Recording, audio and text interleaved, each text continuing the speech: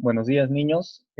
Vamos a trabajar el día de hoy, viernes, la clase que corresponde a lo que es el reino animal dentro de nuestro curso de ciencia y tecnología, ¿sí? Con anterioridad hemos hablado sobre los otros reinos en los que se divide la naturaleza, que son el reino monera, que incluye a las bacterias y cianobacterias, al reino protista, que incluye a los protozoos y a las algas, el reino fungi, que incluye a los hongos, y el reino planta o vegetal, que incluye a todas las plantas y vegetales que existen en todo el mundo. Ahora vamos a abarcar el último reino y, por supuesto, el más complejo de todos, ¿sí? Que viene a ser el reino animal, ¿sí? ¿Por qué es el más complejo? Porque los animales como tal son los seres que más han evolucionado desde que se originó la vida en la Tierra. Entonces, veamos aquí lo que tenemos sobre el reino animal. Como decíamos, las características principales es que es el reino más evolucionado. Entonces, ¿por qué? Porque han conseguido transformarse más desde que aparecieron en la Tierra. Son seres eucariotas y pluricelulares, es decir, las células de los animales poseen núcleo y no poseen una sola célula, sino muchas células, un conglomerado de células. Tienen nutrición heterótrofa. Recordemos que heterótrofo quiere decir que ellos buscan su propia alimentación, es decir, no producen sus propias reservas alimenticias como pueden ser las algas o las plantas. Son heterótrofos.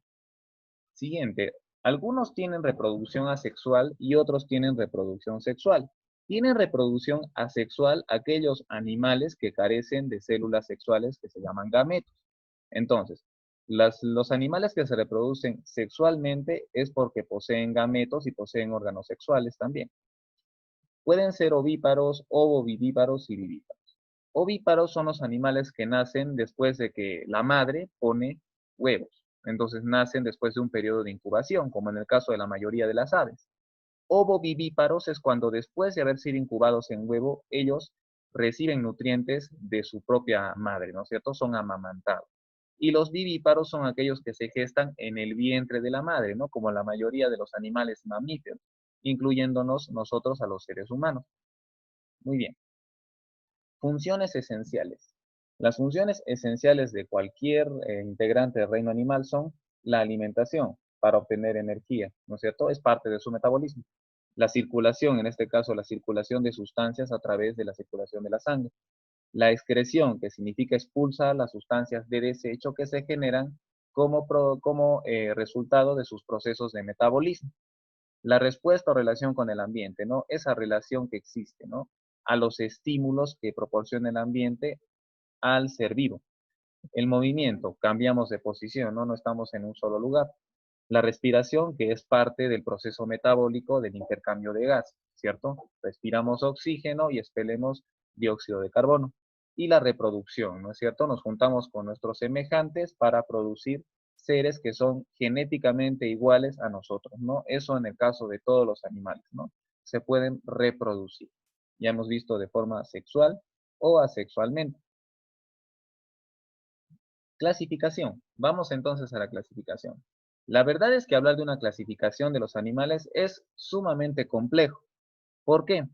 Porque los animales incluyen muchísimos filos. ¿Qué significa la palabra filo? Filo es una subdivisión de los reinos en los que se dividen los seres vivos. Entonces, debajo de los reinos están los filos.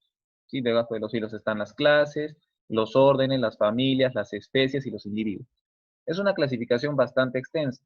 Acá lo vamos a ver de forma un poco resumida para que todos podamos entenderlo bien.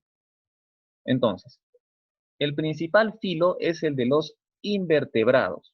¿Ya? Son dos. Los invertebrados son los animales que no tienen columna vertebral y los vertebrados son aquellos animales que sí presentan columna vertebral. En el caso de los invertebrados, existen los siguientes subfilos.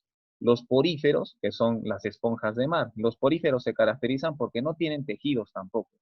En el sentido estricto de la palabra, no tienen tejidos como los demás seres vivos. El agua circula a través de ellos y esa circulación es parte de su intercambio de sustancias para que puedan subsistir. Por ejemplo, las esponjas. Celenterios. Los celenterios son animales que viven en el mar. Por ejemplo, las medusas o llamadas también malaguas. Los celenterios también son invertebrados simples, quiere decir que desde la antigüedad no han evolucionado demasiado, ¿sí? Entonces son animales con un metabolismo simple, un poco más complejos que los poríferos porque sí tienen tejidos, pero igual siguen siendo animales con un metabolismo simple. Los nemátodos son gusanos, ¿sí?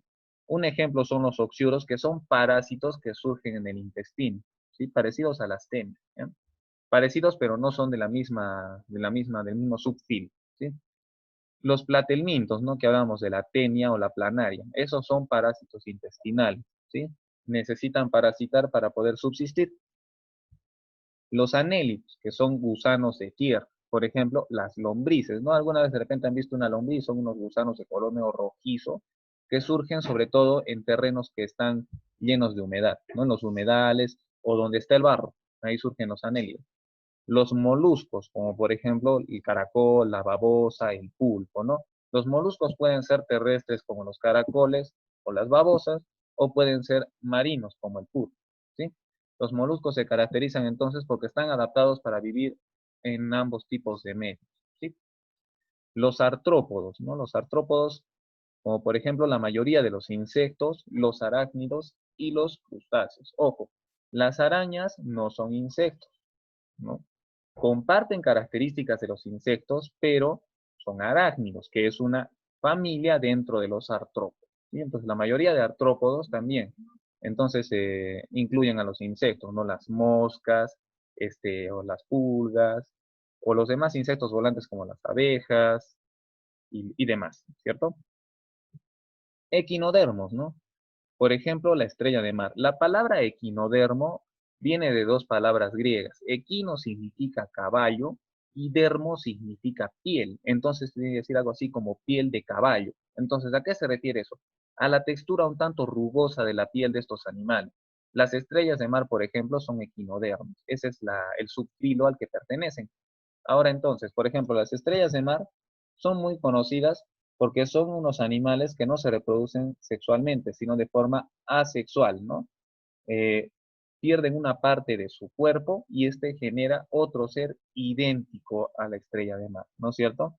Entonces, esa forma de reproducción asexual se llama por fisuración. Pierden una parte y se reproducen a partir de ese pedacito que se les sale. Entonces, eso para los animales invertebrados. Todos los animales de los que hemos hablado ahorita se caracterizan porque no poseen columna vertebral, no tienen sistema óseo, en otras palabras, ¿no? Acá tenemos una esponja de mar, un oxiuro, una lombriz de tierra y una estrella de mar. Hablemos de lo que son vertebrados. Los vertebrados son aquellos que tienen columna vertebral, o sea, tienen sistema óseo. Entre ellos están incluidos los peces. Entonces, los peces son una gran división dentro de los vertebrados, que incluye muchísimas especies dentro de sí.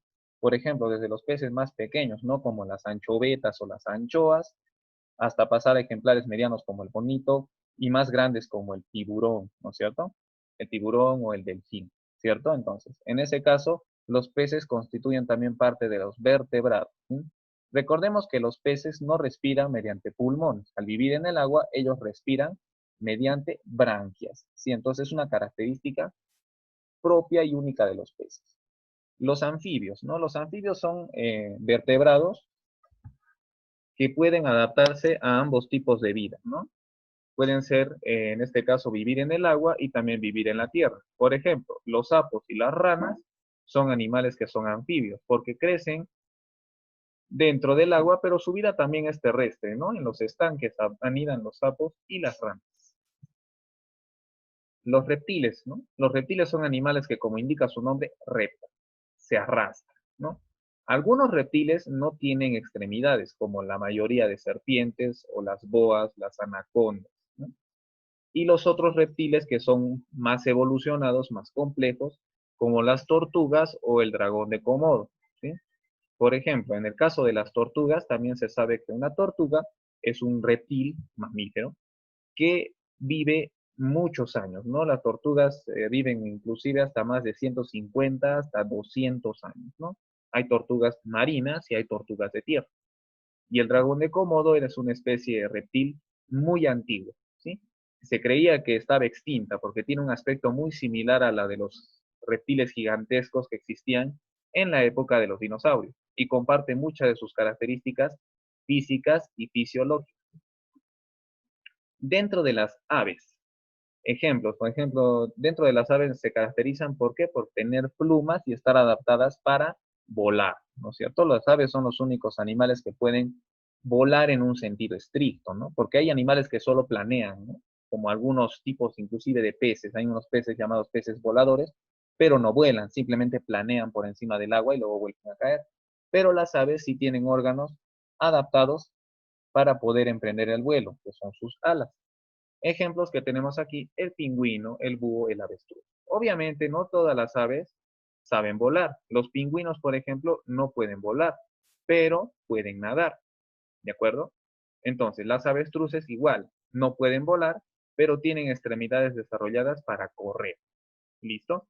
Y dentro de otro ejemplo que tenemos aquí, el ornitorrinco.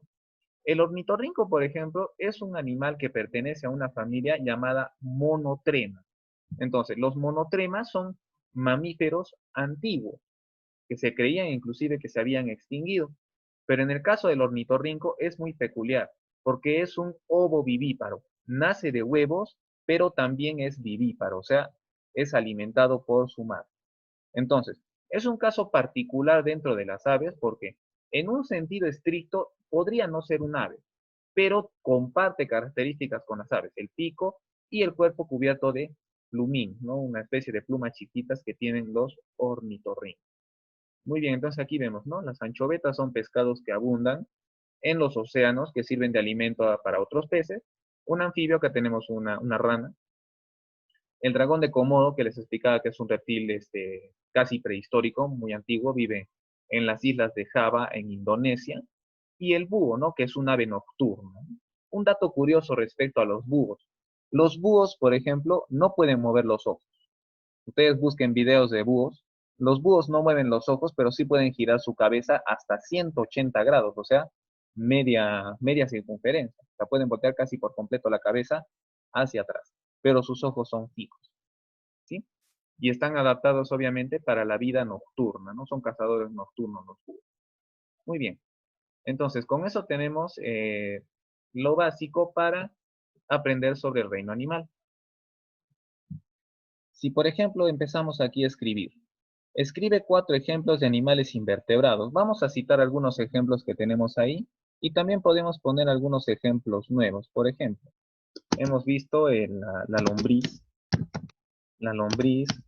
que es en este caso es un anélido. Podemos poner el oxiuro, que es un parásito intestinal también. Podemos poner las moscas, una mosca es un insecto. Y también podemos poner a un crustáceo, por decir el camarón, ¿no es cierto? El camarón es un crustáceo que abunda en el río Chili, ¿no? Aquí en Arequipa. Escribe 5 ejemplos de animales mamíferos. Por ejemplo, un mamífero, la vaca, ¿no es cierto? La vaca, el perro, vamos a poner animales domésticos que nosotros conozcamos. El perro, el gato, también es mamífero. El caballo, también es mamífero, es un equino. Y un ejemplo de un animal salvaje, por decir, el elefante, ¿no? El elefante es un proboscide, ese es el nombre de su especie, ¿no? Son animales mamíferos que se alimentan entonces o que son amamantados por la madre, ¿no?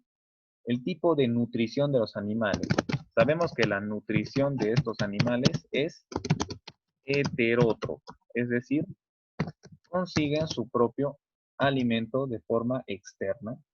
Y por último, escribamos 3 ejemplos de animales que ponen huevos. Por ejemplo, la mayor parte de las aves y la mayor parte de los peces. Por ejemplo, la gallina, ¿no? La gallina pone huevos después de haber sido fecundada por el gallo y nacen pollitos, ¿no? Otro ejemplo de animales que pongan huevo, el ornitorrinco. El ornitorrinco se reproduce de forma ovípara, pero también es alimentado de forma vivípara, ¿no? Como un mamífero. Tiene esas dos naturalezas, ¿no? Y otro ejemplo de animales que pongan huevos. Por decir, podemos poner ahí otra ave, ¿no? El pingüino. ¿No es cierto? Los pingüinos también se reproducen por huevos, ¿no? De repente han visto alguna película que se llama Happy Feet, ¿no es cierto? La historia del pingüino. Entonces, los pingüinos nacen por huevos, no son animales ovíparos. Bien, vamos a continuar más abajo. Verificamos nuestro aprendizaje, ¿no? Bien, el biograma es para que lo puedan llenar ustedes, ¿no es cierto? Son 10 preguntas y eso lo pueden llenar ustedes solos. Vamos un poquito más abajo. Vamos a la siguiente página. Y tenemos aquí, tenemos un texto, un artículo sobre el pulpo mimo o el pulpo imitador. ¿A qué se refiere este pulpo mimo, no? O sea, dice, la asombrosa habilidad de imitar al menos a otros 15 animales marinos. O sea, a qué se refiere con este pulpo? Que es capaz de imitar la apariencia física y los movimientos de esas especies. O sea, puede imitarlos, ¿no? Moviéndose o camuflándose igual que esos animales, ¿no? Entonces, dice que lo logra variando el color de su piel y gracias a la gran flexibilidad de su cuerpo. Imagínense lo maravillosa que es la naturaleza de dotar con estas características a estos animales, ¿no? Para permitirles familiarizarse con su entorno y permitirles su alimentación y su reproducción, ¿cierto?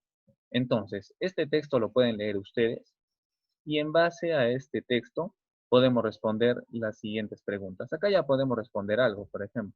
¿Cuál es la asombrosa habilidad de este animal? Sabemos, entonces, puede imitar a más de 15 especies marinas diferentes.